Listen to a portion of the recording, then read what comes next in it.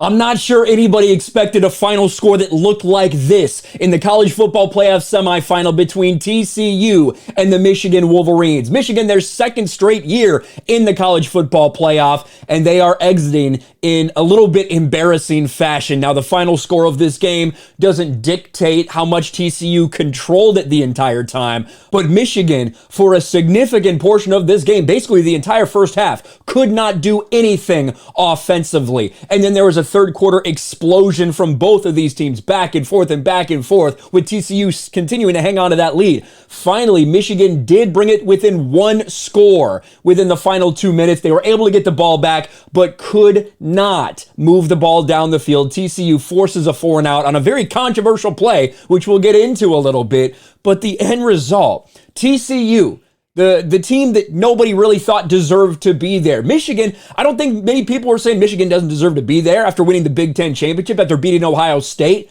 But here we are with Michigan going home and TCU advancing to play the winner of Ohio State versus Georgia, which will be happening later tonight.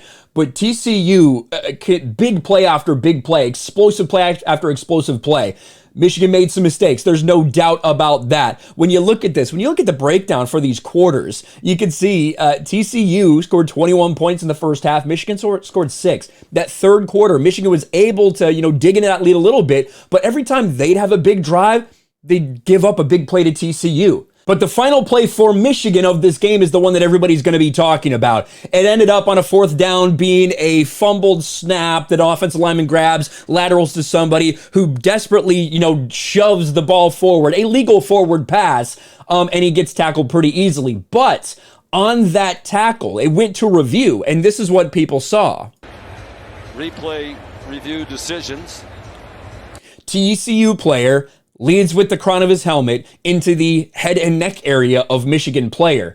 By legal definition of the word, this is targeting. And I don't necessarily think it need to be called. And on the field, I don't know if you'd ever call something like that. But, if you're going to take it to review, that probably is targeting. Michigan certainly didn't deserve to win this game. Michigan certainly didn't deserve to have this drive extended. But this is a play that a lot of people are going to be talking about, because if the call had gone to Michigan and that had overturned that fourth and out and that fourth down turnover, and all of a sudden Michigan gets another chance, goes down there, wins the game, that's all people would be talking about. Oh, it's rigged, it's rigged, it's rigged. I don't know if people felt pressure to not call targeting because of that, but I think it's pretty clear that if you're just going by the legal standard, that's a targeting play. I think the targeting play needs to be really reduced in college football. I think it's kind of a disaster, and at this point in the NFL as well. I get protecting the players, but that was the last offensive play for Michigan.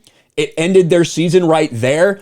I think there's going to be a lot of people that argue it should have continued with a flag. Whether you agree or not, that's for you to decide. Let me know. I don't think they were going to move the ball down the field necessarily, but hey, that's something that will be on everybody's mind. Another thing that will be on everybody's mind is this is a colossal failure for Michigan, an embarrassment. A lot of people felt TCU didn't deserve to be there. Well, they just beat Michigan, and they really dominated them for a good portion of the game.